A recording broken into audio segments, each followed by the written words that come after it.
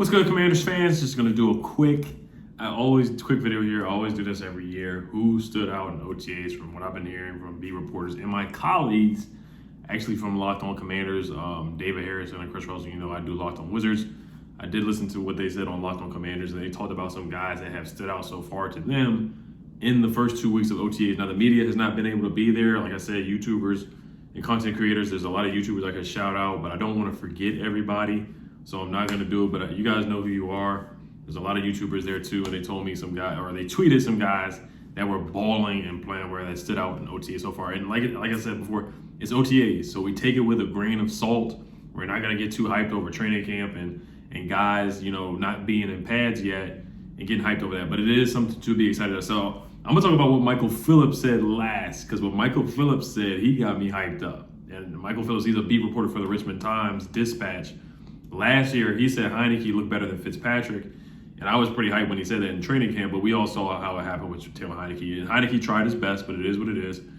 He's just not a starting quarterback, and we found that out pretty, during the season. So, but he's a good backup.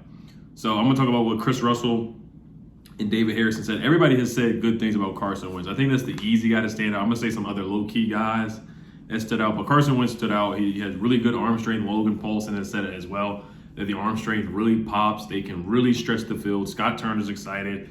We heard the report from Kevin Sheehan that the front office, Ron Rivera, Scott Turner, those guys, they believe that they have a 13-win, 12-win type of offense. And I don't want to drink the Kool-Aid yet, but I do think Carson Wentz, with the arm strength and the talent of what he's supposed to be, the expectations with a healthy Curtis Samuel, Jahan Dotson, who's been balling, he's another guy who has stood out in practices so far, and Terry McLaurin, once they pay him, and Cole Turner, and Logan Thomas comes back healthy, Brian Robinson, Antonio Gibson. It's a lot of weapons that we haven't had in the past couple of years. I mean, we haven't had a quarterback with adequate arm strength and the talent in a couple of years. And Carson Wentz he's a solid quarterback. I'm still lukewarm on Carson. I'm not 100% a believer in Carson, but the talent, the arm strength, the size, what he did in 2017 and 2019 when the Eagles were 5-6, and they had an NFC championship game, NFC East type of championship game against Dallas, when he only had Dallas Goedert, he only had Zach Ertz,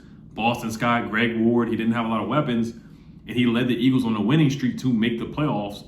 And when they were 5-6, and they ended up being 9-7 and got into the playoffs. Then he got hurt. He had the concussion.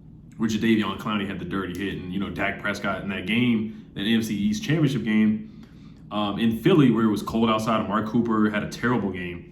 And Dak had a terrible game too. Dak was saying his shoulder hurt. It just showed me the toughness of Carson Wentz. So that's why I'm somewhat a believer in Carson Wentz. So this is from Chris. John Keim also said Carson has looked pretty good in OTAs. Carson has built a good rapport with Jahan Dotson. Carson can throw the ball deep. Carson was also checking the ball down and taking the guy in the flat, which is one of the knocks on him, that he tries to do the home run too much. They talk about Scott Turner. His past coordinators have talked about him not checking the ball down, and that he takes home runs too much. He's always looking for the home run. But Scott Turner said that they now have access to the playbook that they didn't have last year. Now, this is somewhat of a knock on Taylor Heineke and his arm strength, but the arm strength of Carson Wentz, it really is going to open the playbook up. They're going to have more plays for De'Ami Brown, Curtis Samuel. They're trying to stretch the field. They're trying to throw the ball down. They want more chunk plays. They wanted it last year with Ryan Fitzpatrick, but, he got hurt. And Ryan Fitzpatrick loved to throw the ball downfield.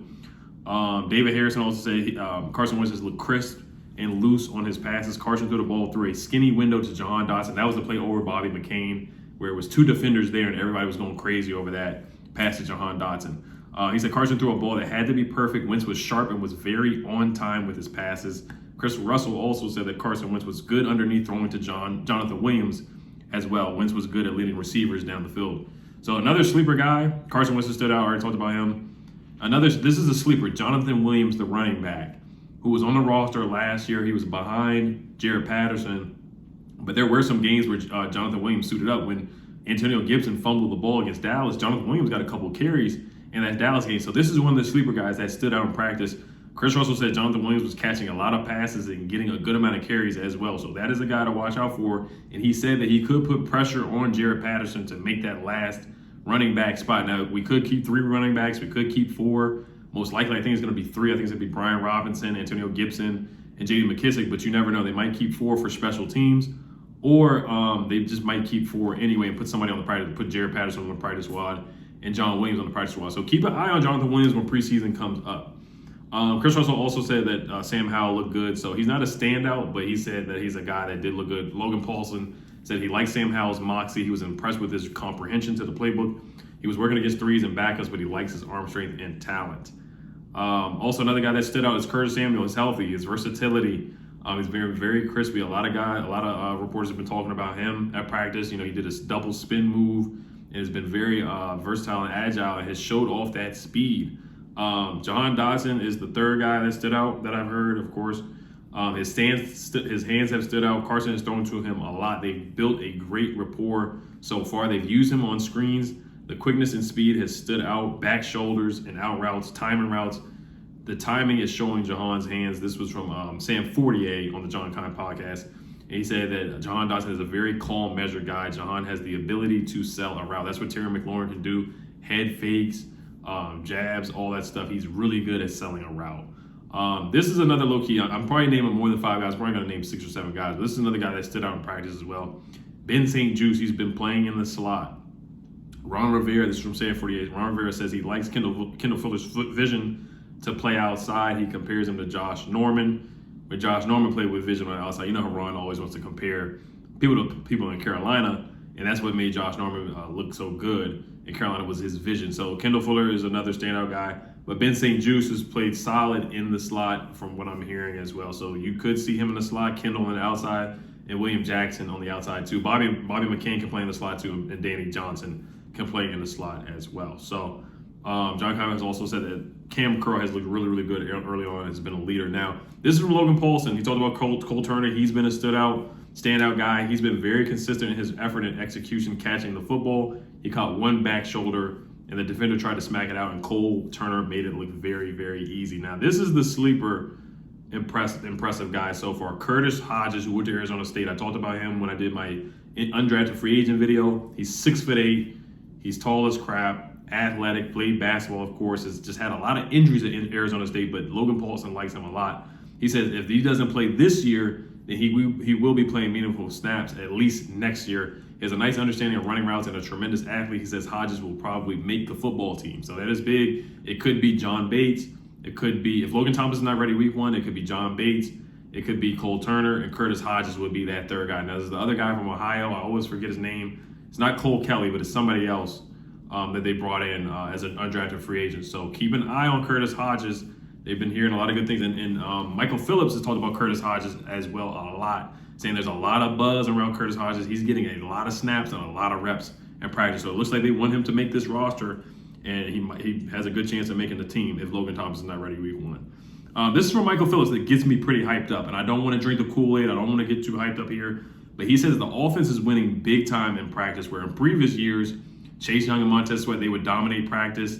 Their rookie year, Chase Young and Montez Sweat dominated practice. That defense would just dominate practice. The last 2 years against Fitzpatrick, even against Alex Smith, or Keenum, Dwayne Haskins, whoever the quarterback was the last 2 years. There's just so many guys we've had. Rest in peace, Dwayne Haskins. But there's so many quarterbacks we had in the past that the defense has just dominated in practice. They won every rep and every drill, but this year is different. The offense is winning, and they're winning big time. This is what Michael Phillips said on Team 980. They have some playmakers this year, and they believe they're gonna have a 13 win offense. He said the offense has been sharp and crisp. They look like an NFL offense this year. I guess no knock to the teams last year, but they look like a legitimate NFL offense. He compared it to the Warriors pregame warmups, and you know how Steph Curry does the crazy stuff during warmups, but he compared it to the Warriors. Even though the Warriors lost last night, I picked the Warriors to win at 6, but it is what it is. I still think the Warriors are going to win. But Michael Phillips, he compared it to the Warriors pregame warmups. That's pretty high praise for this offense compared to the Warriors. It's pretty darn high praise. Once again, he said Jahan Dotson is smart and knows how to run a route. Curtis Samuel is showing his versatility and showing everything. Carson delivers a professional football in a timely manner. Also wanted to say he's running a professional offense that we haven't seen in a while. So this gets me hyped up about this offense, man. It really does. I don't want to drink the Kool-Aid, but I got some. I feel good about this. If Carson Wentz pulls through and plays to the talent and the expectations, I really think this offense can be really good and dynamic. Now, another sleeper is Alex Erickson, and I like the signing. A lot of people don't like the signing, the wide receiver / kick returner that played with the Panthers, but I like the signing. It kind of reminds me of Adam Humphries. I know he's the DeAndre Carter replacement, but I liken him a little bit to Adam Humphries a little bit. What's his name? Michael Phillips said Alex Erickson has caught a lot of passes. He caught 9 passes in practice on Wednesday. He named Curtis Hodges again. So him and Logan Paulson, 2 people that named Curtis Hodges on interviews, singling him out. So high praise for Curtis Hodges. He said he's heard a lot of buzz about Curtis Hodges, the tight end out of Arizona State. And then Michael Phillips said it looks more professional. The practice with Carson Wentz looks more professional than Alex Smith, Fitzpatrick, and Heineke's practices combined. And he said he's nervous about Logan Thomas being back week 1. So don't get your hopes up about Logan Thomas being back week 1. We'll see. And then he also named Brian Robinson as a better athlete. Logan Paul said Brian Robinson, the running back out of Alabama, is a better athlete than he expected. Has great feel for the game. Impressive. He's an impressive son of a gun and took a lot of first-team reps. So those are the standouts that I named. I know there's more than 5. I guess honorable mention will be a couple of guys like Erickson and Hodges, but those are the guys that have stood out so far. I will be making a video probably after the next week. I know that the media is going to be there on Wednesday for OTAs. So, all right, you guys let me know what you guys think. Have a great weekend. Hail to the Commanders. Peace.